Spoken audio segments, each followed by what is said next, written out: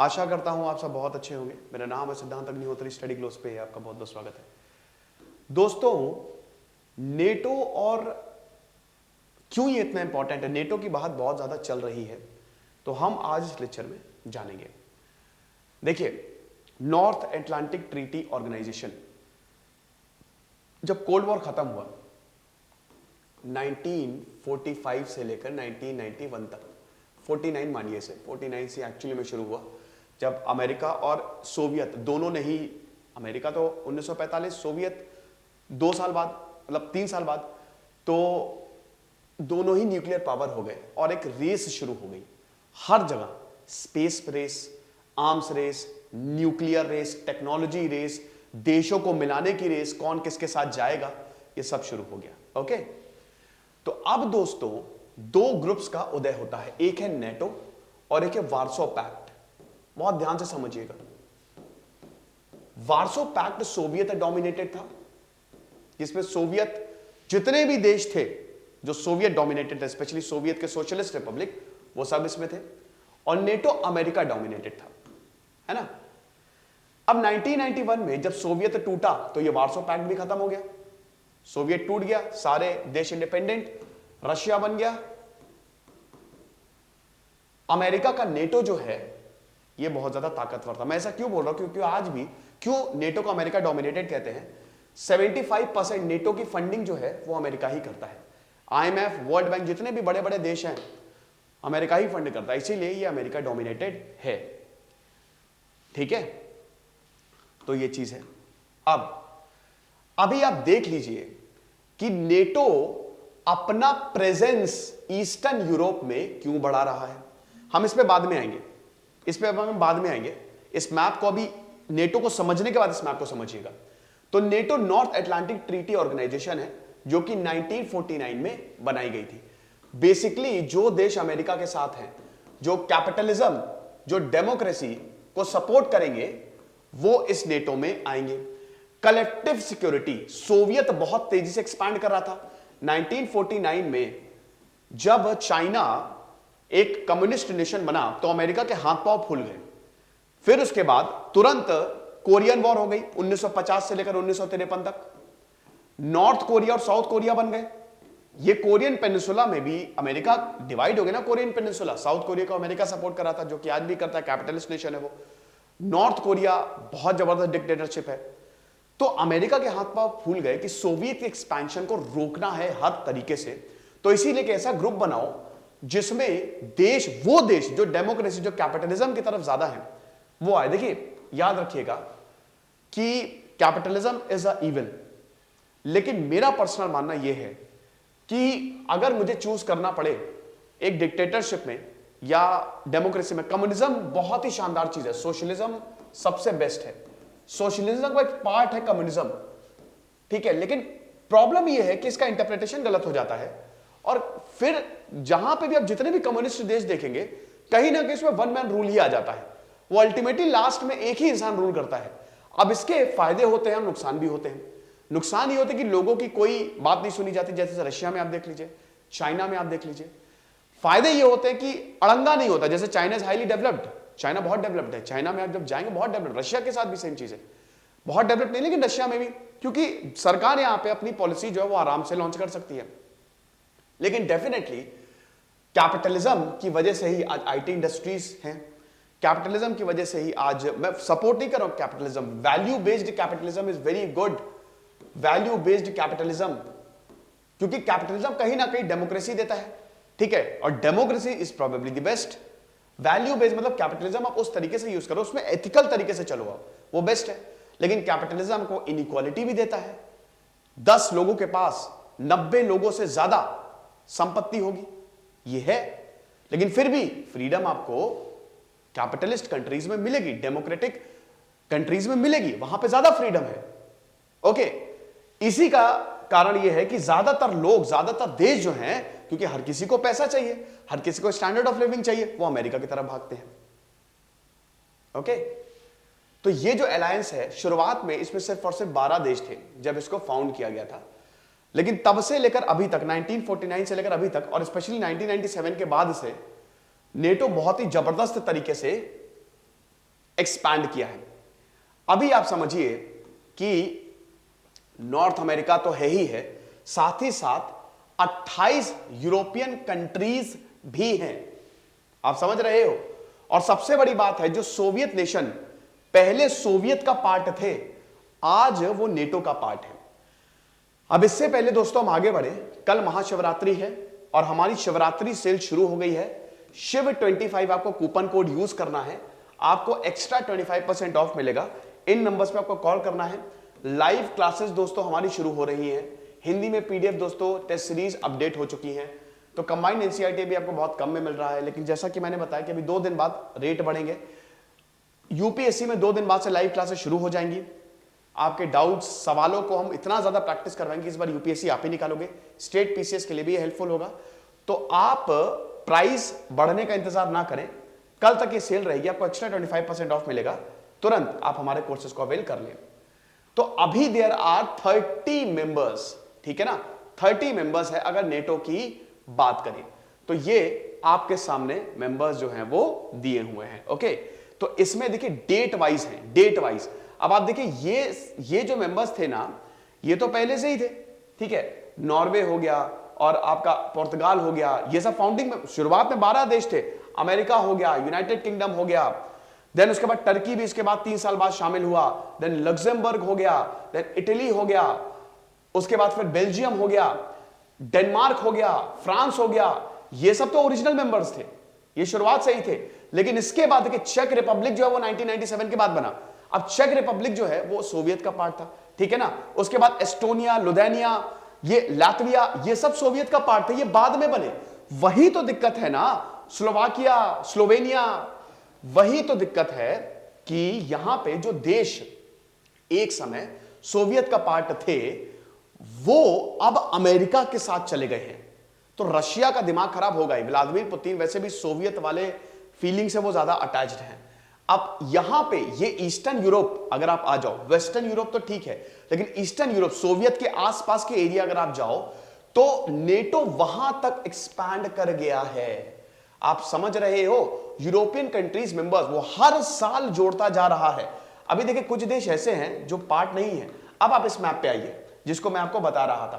अब आप ये देखिए कि कहां कहां पे इन्होंने मिसाइलें या इन्होंने हथियार तैनात कर दिए हैं, इनके ट्रूप्स जो हैं। अब देखिए लुथेनिया जो है वो बिल्कुल रशिया से बॉर्डर शेयर करता है, ठीक है। और उसके बाद पोलैंड की अगर बात करें, यहां पे आपको 4,500 मिलेंगे, 1250 ट्रूप्स।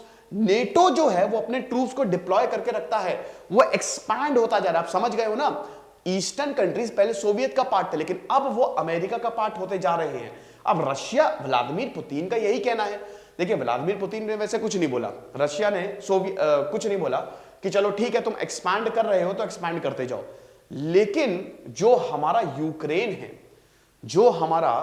यूक्रेन है उसको तुम नहीं लोगे। तो ये साफ वार्निंग दी गई। अब जैसा कि मैंने बताया कि अमेरिका लगातार एक्सपैंड कर रहा है, ठीक है। अभी कुछ देश ऐसे हैं, जैसे Sweden is not the part of NATO, Finland is not the part of NATO. अब ये देश भी जब भी बात करने की कोशिश करेंगे, अब जैसे व्लादिमीर पुतिन ने इन स्वीडन और फिनलैंड तो 1350 किलोमीटर का बॉर्डर शेयर करता है रशिया के साथ, सीधा इनको धमकी दे दी है कि तुम बेटा ज्वाइन करके देखो, तुम्हारी बखियां ना उधेड़ दी तो फिर हमारा नाम बदल देना, ठीक है। उसके बाद Austria is not the part, Ireland, Cyprus, Malta, ये भी नेटो का पार्ट नहीं है। Then Ukraine is also not the part of NATO. तो ये कुछ देश हैं जो नेटो का पार्ट अभी नहीं है, कुछ यूरोपियन देश हैं। फिलहाल ये 12 मेंबर्स थे, 12 फाउंडिंग मेंबर्स थे। आप देख सकते हैं ये 1952 से लेकर 1990 तक ये सेकंड फेज रहा, ठीक है। सेकंड फेज रहा, इसको आप 3 फेजों में डिवाइड करिए, ग्रीस, टर्की, जर्मनी, स्पेन। उसके बाद ये तीसरा फेज बहुत इंपॉर्टेंट रहा, क्योंकि इस समय एक तो रशिया में बहुत ज्यादा अनस्टेबिलिटी चल रही थी। बोरिस यिल्सन, कल व्लादिमीर पुतिन की बायोग्राफी रिव्यू की है, वहां पे सत्ता का हस्तांतरण चल रहा था। ये जो तीसरा फेज है ना, ये पोलैंड, चेक रिपब्लिक, हंगरी, ये तो भाई किसका पार्ट थे? सोवियत। इन्होंने ज्वाइन करना शुरू कर दिया। और ये चौथा फेज जो सबसे ज्यादा एग्रेसिव हुआ है 2004 के बाद से, ये सारे के सारे सोवियत डोमिनेटेड नेशंस थे, सब नेटो का पार्ट बन गए। रशिया ने कुछ नहीं बोला, व्लादिमीर पुतिन ने कुछ नहीं बोला। और 2017-2020 में भी आप देख लीजिए। तो ये दिक्कत बहुत ज्यादा है। अब 2014 में यूक्रेन में प्रॉब्लम शुरू हो गई, हालांकि 2010 से ही प्रॉब्लम शुरू हो गई थी। देखिए ये वाला जो 2009 तक है ना, 2005 साल में, यही 2009 के बाद ऐसा लग रहा था कि यूक्रेन भी जुड़ जाएगा, लेकिन यूक्रेन और रशिया एकदम समझ लीजिए कि चड्डी बडीज है। तो आप रशिया यूक्रेन को कभी अलग नहीं करने देगा, यूक्रेन बहुत इंपॉर्टेंट पार्ट है। तो जब यूक्रेन 2009 में यानुकोविच, विक्टर यानुकोविच जब राष्ट्रपति थे और वो सोवियत, एक तरीके से सोवियत ही वाले थे वो, तो जब ये बात चली, लोगों का ये कहना था कि हम यूरोप के साथ फ्री ट्रेड एग्रीमेंट करेंगे, तो रशिया को फिर ये पता चला, ये एहसास हो गया कि ये फ्री ट्रेड एग्रीमेंट खाली नाम का है। हालांकि 2013 में वो जो प्रेसिडेंट थे यूक्रेन के, वो वापस आ गए, मतलब बुलाया फ्री ट्रेड एग्रीमेंट करने के लिए, बीच में छोड़ के वापस आ गए कि हम नहीं करेंगे। ठीक है, तो अब यहां पे लोग तो चाहते थे ना यूरोप से जुड़ना, लोग यहां पे नेटो से जुड़ना चाहते हैं, हर कोई नहीं, लेकिन ज्यादातर यूक्रेनियंस नेटो से जुड़ना चाहते हैं, इनके प्रेसिडेंट भी नेटो से जुड़ना चाहते हैं, क्योंकि पैसा आएगा ना, नेटो पैसा देगा। लेकिन अब व्लादिमीर पुतिन को यही डर है ना कि भाई अगल बगल तुम तो हथियार लगा दोगे, तुम तो मिसाइल लगा दोगे, तुम तो अपने ट्रूप्स भेजते रहते हो, जहां पे भी तुमने एक्सपैंड किया है तुमने नेटो के ट्रूप्स को भेज दिया, तो ऐसे तो चलेगा नहीं। तो ये प्रॉब्लम कर रहे हैं व्लादिमीर पुतिन कि एक्सपेंशन बंद करो, ऐसे तो नहीं होगा। तो अब देखिए नेटो का मिशन क्या है कि भाई हर किसी को प्रोटेक्ट करे, जो मेंबर्स हैं उनको प्रोटेक्ट करे। इसमें weapons of mass destruction, terrorism और साइबर अटैक्स, ये अगर जरूरत पड़ी तो हम ये भी करेंगे, और इनको भी, जो दूसरा देश ये कर रहा है उसको भी नलिफाई करें। मतलब देशों में जो उनके मेंबर्स स्टेट हैं, ये सारी चीजें फैलने से रोकी जाए। ठीक है, बैकग्राउंड तो मैं आपको बता ही चुका हूं कि 4 अप्रैल 1949 को इसको यहां पे इसको बनाया गया था, और उसके बाद world bank, United Nations, IMF, ये जितने भी, जिनको ब्रेटन वुड्स 1944 में बोला गया था कि भाई अब वर्ल्ड वॉर 2 में तबाही तो बहुत हो गई, लेकिन उसको, जो देश बर्बाद हुए हैं उनको बचाने के लिए भी तो पैसा चाहिए ना, दोबारा बनाने के लिए पैसा चाहिए।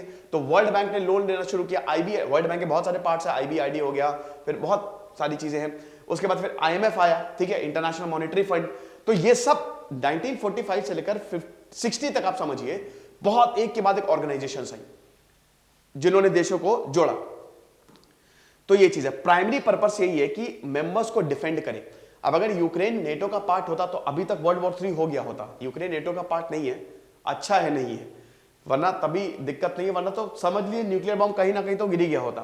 तो अमेरिका ये भी चाहता है कि यूरोप में प्रेजेंस बना रहे, अमेरिका हर जगह चाहता है कि अपना प्रेजेंस बना रहे, चाहे वो एशिया हो चाहे वो यूरोप हो। उसके बाद फिर जो एग्रेसिव नेशनलिज्म है जो बढ़ता जा रहा है, ठीक है, उसको रोका जाए। नेटो जो है, यूरोपियन यूनियन, समझिए कि नेटो ने यूरोपियन यूनियन के लगभग सारे ही मेंबर्स को, पूरे यूरोप को ही अपना पार्ट बना लिया है।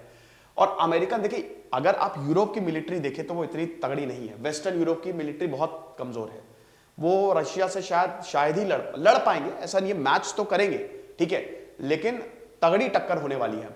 तो अमेरिका एक बहुत पावरफुल देश है, तो अमेरिका मिलिट्री प्रोटेक्शन इन सारे के सारे यूरोपियन देशों को देता है। देखिए इसमें ठीक भी है, जैसे जापान की अगर बात करें, अब जापान को अगर अमेरिका हेल्प नहीं करता तो शायद जापान आज इतनी बड़ी इकोनॉमी नहीं होता, क्योंकि होता क्या ना कि जब आप किसी देश को मिलिट्री सैन्य मदद दे देते हो तो वो देश भी फ्री हो जाता है। अब जैसे नेटो है, अब यूके क्यों उनकी मिलिट्री इतनी ताकतवर नहीं है, मतलब यूरोप में, वेस्टर्न यूरोप में, क्योंकि वो फोकस करते हैं डेवलपमेंट पे, इकोनॉमी पे, उनको सैन्य की, उनका significant amount of budget military में नहीं जाता है, वो जो बजट है ना वो पैसा बच गया। जैसे भारत है, भारत को अपनी सैन्य ताकत बढ़ानी पड़ेगी क्योंकि इधर चाइना इधर पाकिस्तान है, तो लगातार हम अपनी सैन्य ताकत बढ़ा रहे हैं। अब यही कल को अगर ना हो तो ये पैसा बच जाएगा हमारे पास ना, और वो हम किसी और अच्छी चीजों में, कंस्ट्रक्टिव चीजों में लगा सकते हैं, है कि नहीं। ये सोवियत आप देख सकते हैं, union of Soviet socialist Republic, तो ये आपको जो लातविया हो गया, यूक्रेन तो आपको ये दिख ही रहा है, यहां पे तो बुरी हालत है। जॉर्जिया के कुछ पार्ट्स को 2008 में, यही जो आज यूक्रेन के साथ हुआ ना, वही 2008 में जॉर्जिया के साथ हुआ था।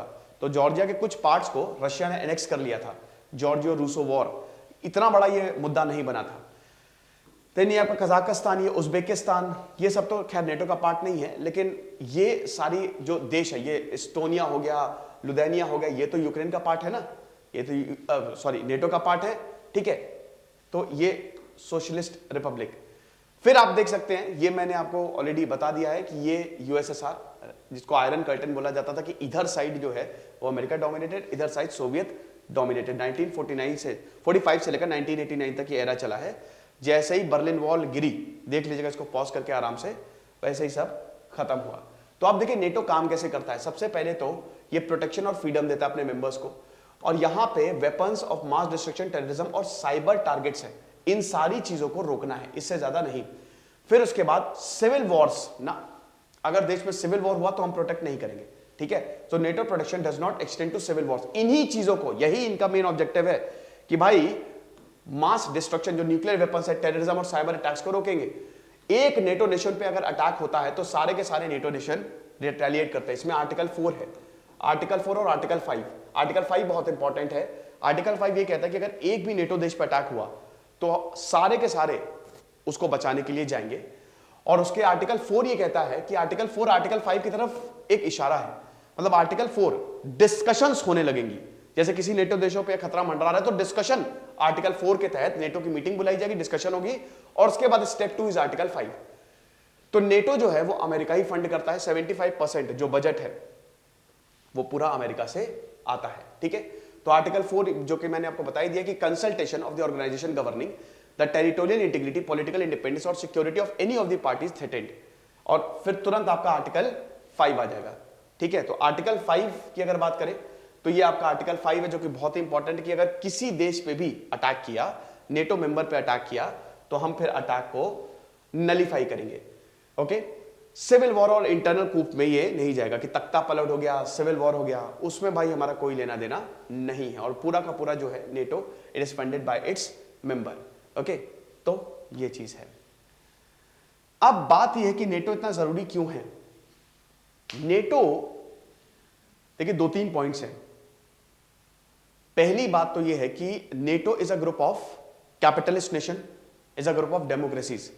नेटो में वो देश है जो पैसा देते हैं बहुत ज्यादा, और डेमोक्रेसीज हैं, लोगों को यही चाहिए, देश को यही चाहिए कि भाई पैसा दे दो ताकि हम यहां पे उत्थान कर सके, हम चीजें कर सके, हम आपसे जुड़ सके, समझ रहे हो। तो दूसरी चीज है कि नेटो के मेंबर, भाई देखो डेमोक्रेसी इज ऑलवेज बेटर, कुछ भी कहिए, डेमोक्रेसी से अच्छा, क्योंकि वहां पे लोगों को पावर होती है, वहां पे लोगों के पास आजादी होती है। तो अब ये भी है ना कि मान लीजिए किसी देश ने, अब जैसे यूक्रेन अगर नेटो का पार्ट होता, तो यूक्रेन अगर नेटो का पार्ट होता तो फिर सारे के सारे अमेरिका हो गया, यूके, जितने भी देश है ना नेटो देश, वो सब इसमें कूद पड़ते। आप समझ रहे हो। फिर उसके बाद चीजें सही हो जाती। रशिया भी अपनी जगह बिल्कुल सही है, व्लादिमीर पुतिन गलत नहीं है यार, वो बार बार बोल रहे हैं कि भाई मत आओ यूक्रेन, मत आओ यूक्रेन, लेकिन अमेरिका को चुल्ल मस्ती कि नहीं जाना है, हमको एक्सपैंड करना है हर जगह अपनी सेना। तभी तो मैं बता रहा हूं ना कि कहीं ना कहीं यूक्रेन अमेरिका का मोहरा बन गया। जब बात आई ना यूक्रेन पे तो सबने साथ छोड़ दिया। फिलहाल ये लेक्चर था, हमारी शेयर का जरूर फायदा उठा। खुश रहिए, पढ़ते रहिए। देश सिद्धांत अग्निहोत्री साइनिंग ऑफ।